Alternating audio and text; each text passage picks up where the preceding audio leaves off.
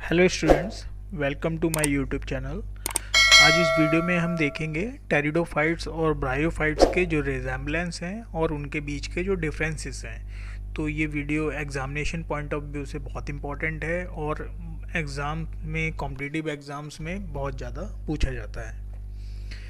तो सबसे पहले हम दोनों के बीच में रिजेम्बलेंस देख लेते हैं, यानी कि दोनों के बीच में सिमिलैरिटीज़ जो हैं उनको हम पहले देखेंगे। तो दोनों के दोनों ही टेरिडोफाइट और ब्रायोफाइट, आपको पता है ये दोनों ही एम्ब्रियोफाइटा ग्रुप के हैं, यानी कि दोनों में ही एम्ब्रियो मिलते हैं, ठीक है। और दोनों को ही हम क्रिप्टोगैम्स भी कहते हैं। तो क्रिप्टोगैम्स में हम टेरिडोफाइट और ब्रायोफाइट दोनों को ही पढ़ते हैं। ये टेरेस्ट्रियल्स होते हैं, यानी कि ये लैंड पर मिलते हैं, दोनों ही ब्रायोफाइट और टेरिडोफाइट। और इन दोनों के ही लाइफ साइकिल को कंप्लीट करने के लिए वाटर की रिक्वायरमेंट ज़रूरी होती है। वाटर इनमें फर्टिलाइजेशन के लिए होता है, ठीक है। फर्टिलाइजेशन जब होगा तो उसके लिए वाटर ज़रूरी होगा। तो इसको हम डिटेल में समझेंगे। तो सबसे पहले हम समझते हैं कि ये टेरेस्ट्रियल्स होते हैं। दोनों कैसे हैं? टेरेस्ट्रियल हैं, यानी कि लैंड प्लांट हैं, ठीक है, ज़मीन पर मिलेंगे। एक्वेटिक, इनके अंदर कुछ मतलब ग्रुप एक्वेटिक के हो सकते हैं, यानी कि अंदर कुछ प्लांट पूरे ग्रुप के अंदर एक्वेटिक भी हो सकते हैं। तो उससे ये नहीं कह सकते कि पूरा का पूरा ब्रायोफाइट या टेरिडोफाइट एक्वेटिक हैं, ठीक है। तो ज़्यादातर इनमें लैंड प्लांट्स हैं, तो इनको हम टेरेस्ट्रियल्स ही कहेंगे, ठीक है। तो जैसे कि ब्रायोफाइट में आप जानते हैं जो रिप्रोडक्शन होता है, एसेक्सुअल रिप्रोडक्शन की हम स्पेशली यहाँ पे बात कर रहे हैं, वो स्पोर्स के थ्रू होता है। यानी कि एसेक्सुअल रिप्रोडक्शन इनमें कैसा मिलेगा? स्पोर्स के थ्रू मिलेगा। तो टेरिडोफाइट में भी एसेक्सुअल रिप्रोडक्शन जैसा कि ब्रायोफाइट में मिलता है, दोनों में ही एसेक्सुअल रिप्रोडक्शन स्पोर्स के थ्रू होता है, ठीक है। तो जो स्पोर्स होते हैं वो उसी तरीके से बनते हैं टेरिडोफाइट में भी जैसे कि ब्रायोफाइट में बनते हैं। तो दोनों में स्पोर का फॉर्मेशन ऑलमोस्ट सिमिलर ही है, ठीक है। इनमें जो सेक्स ऑर्गन्स होते हैं वो एंथ्रीडिया और आर्किगोनिया होते हैं, ठीक है। एंथ्रीडिया आर्किगोनिया आपको पता है गैमेटोफाइट थैलस पे बनते हैं, ठीक है। गैमेटोफाइट थैलस पे बनेंगे एंथ्रीडिया आर्किगोनिया, और दोनों ही सेम सिमिलर होंगे। यानी कि ब्रायोफाइट में भी एंथ्रीडिया आर्किगोनिया बनेगा और ब्रायोफाइट में भी गैमेटोफाइट थैलस पे एंथ्रीडिया और आर्किगोनिया का फॉर्मेशन होता है, ठीक है। दोनों ही ग्रुप में जो सेक्स ऑर्गन्स होते हैं, यानी कि एंथ्रीडिया और आर्किगोनिया, वो उनके बाहर एक स्टेराइल जैकेट मिलती है। उनके चारों तरफ एक स्टेराइल जैकेट मिलती है जिससे कि वो प्रोटेक्टेड रहते हैं। यानी कि उनके चारों तरफ में कुछ ना कुछ ऐसी कवरिंग होगी जिससे कि वो सुरक्षित रहें, प्रोटेक्ट रहें।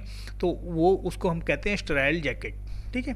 तो जो इसमें मेल गैमीट्स होते हैं, यानी कि एंथ्रीडिया के अंदर जो एंथीरोजॉइड्स बनेंगे, ठीक है, उनको हम शॉर्ट में स्पर्म्स भी कह सकते हैं। वो कैसे होते हैं? सीलेटेड होते हैं। तो टेरिडोफाइट में भी सीलेटेड होंगे, ब्रायोफाइट में भी ये सीलेटेड होंगे, ठीक है, मेल गैमीट्स। और मेल गैमीट्स मोटाइल होते हैं, ये ध्यान रखिएगा। मेल गैमीट कैसे होते हैं? मोटाइल होते हैं। और जो फीमेल गैमीट होते हैं वो नॉन मोटाइल होते हैं, ठीक है। नॉन मोटाइल होंगे फीमेल गैमीट, ठीक है। तो जब हम फीमेल गैमीट की बात करेंगे तो वो कैसे होंगे?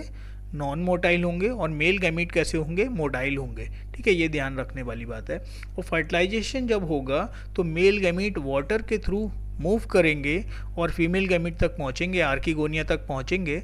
और आर्किगोनिया में पहुंचने के बाद में एग सेल से फर्टिलाइज करेंगे और जाइगोट बनाएंगे, ठीक है। जब जाइगोट बन जाता है तो जाइगोट के बाद में एम्ब्रियो का फॉर्मेशन होता है। अब क्योंकि हमें पता है कि जाइगोट कहाँ बना है, एग सेल जहाँ थी वहीं पे जाइगोट का फॉर्मेशन हुआ है। लेकिन एग सेल तो हैप्लॉइड होती है, और जब एग सेल में स्पर्म यानी कि एंथीरोजॉइड जब मिलता है तो फिर यहाँ से जाइगोट का फॉर्मेशन होता है। और जाइगोट कैसा होता है? डिप्लॉयड होता है। और जाइगोट में डिवीज़न होगा और इससे एम्ब्रियो का फॉर्मेशन होगा। और जब एम्ब्रियो बनेगा तो वो कहाँ बनेगा? आर्किगोनियम में ही बनेगा। तो एम्ब्रियो का जो फॉर्मेशन होता है वो आर्किगोनियम में ही होता है, ठीक है। अब हम नेक्स्ट समझते हैं कि दोनों के बीच में डिफरेंसेस क्या हैं, दोनों के बीच में अंतर क्या क्या है। तो सबसे पहले हम देखते हैं ब्रायोफाइट में। ब्रायोफाइट में जो गैमेटोफाइट होती है वो कैसी होती है? डोमिनेंट होती है। यानी कि ब्रायोफाइट में, जैसे आपको पता है कि किसी भी प्लांट में दो स्टेज होती हैं, एक होती है गैमेटोफाइट और एक होती है स्पोरोफाइट। तो डोमिनेंट वो होगी जो ज़्यादातर उसकी लाइफ साइकिल में बड़ी फेज़ होगी, जिसको ज़्यादा टाइम देखा जाएगा प्लांट में, उसको हम डोमिनेंट कहेंगे। ठीक है, तो ब्रायोफाइट में क्या होता है कि गैमेटोफाइट जो होती है, ये ऊपर वाला स्ट्रक्चर ये ब्रायोफाइट का है, मॉसिस है। इसमें जो नीचे का स्ट्रक्चर जो लीफ लाइक स्ट्रक्चर दिख रहा होगा, ये गैमेटोफाइट है। ठीक है, तो गैमेटोफाइट इसका मेन थैलस है ना। और जो हम टेरिडोफाइट की बात करते हैं, तो टेरिडोफाइट में क्या होता है, ये जो प्लांट है, ये आप देख रहे हैं एंजियोप्टेरिस का स्ट्रक्चर मैंने लगाया हुआ है। ये जो है ये डिप्लॉयड है और ये कैसा है, स्पोरोफाइट है। ठीक है, तो इसमें क्या होता है, जो स्पोरोफाइट होता है वो कैसा होता है, डोमिनेंट होता है। ठीक है, लेकिन यहाँ पे क्या है, ये जो आप स्ट्रक्चर देख रहे होंगे ऊपर लगे हुए ये बबल्स टाइप के, ये क्या है, ये स्पोरोफाइट है। तो टेरिडोफाइट में तो स्पोरोफाइट अलग होता है और गैमेटोफाइट अलग होता है, लेकिन ब्रायोफाइट में जो स्पोरोफाइट होता है वो गैमेटोफाइट के ऊपर ही लगा हुआ रहता है, यानी कि उसके ऊपर डिपेंडेंट रहता है। ब्रायोफाइट में जो स्पोरोफाइट है वो गैमेटोफाइट के ऊपर मिलेगा, और लेकिन टेरिडोफाइट में ये अलग अलग मिलते हैं। ठीक है, अब हम समझते हैं कि स्पोरोफाइट कैसा होता है। तो स्पोरोफाइट हम जानते हैं टेरिडोफाइट में बड़ा होता है और डोमिनेंट होता है। ठीक है, और जो क्या कहते हैं गैमेटोफाइट है वो छोटा होगा और इनकॉन्स्पिकुअस, ज़्यादा उसकी ज़्यादा बड़ी स्टेज नहीं होगी। अब हम अगला स्ट्रक्चर देखते हैं कि इसमें जो प्लांट बॉडी होती है टेरिडोफाइट में, उसमें रूट, स्टेम और लीव्स मिलते हैं। ठीक है, लेकिन ब्रायोफाइट में जो प्लांट बॉडी होगी या तो वो थैलॉइड होगी, उसमें ट्रू स्टेम लीव्स नहीं मिलेंगे, या फिर मॉसिस में हमें लीफी स्ट्रक्चर्स देख सकते हैं, जैसे यहाँ पर हम मॉसिस में लीफी स्ट्रक्चर देख सकते हैं। ठीक है, लेकिन वो completely stem, true stem, leaves और रूट के फॉर्म में नहीं होते हैं, जैसे कि टेरिडोफाइट में मिलते हैं। इसके अलावा हम वेजिटेटिव स्ट्रक्चर्स में अगर देखें तो जो स्पोरोफाइट होता है ब्रायोफाइट का, यानी कि यहाँ ऊपर वाला आप स्ट्रक्चर देख सकते हैं। ठीक है, इसमें क्या होते हैं, वैस्कुलर बंडल्स मिलते हैं, जाइलम फ्लोएम मिलेंगे। और यहाँ पे ब्रायोफाइट में क्या होता है, उसमें जाइलम फ्लोएम्स हमें देखने को नहीं मिलते हैं। ब्रायोफाइट में जो स्पोर्स होते हैं वो होमोस्पोरस, यानी कि एक जैसे ही स्पोर्स देखने को मिलते हैं, लेकिन टेरिडोफाइट में हमें होमोस्पोरस के साथ साथ में कुछ जगहों पर हेट्रोस्पोरस कंडीशन भी देखने को मिलती है।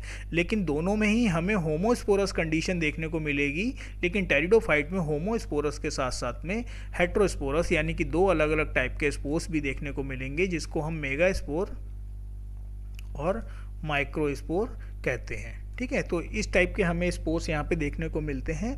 तो इस वीडियो में इतना ही था। आई होप वीडियो आपको अच्छा लगा होगा। Thank you, thanks for watching.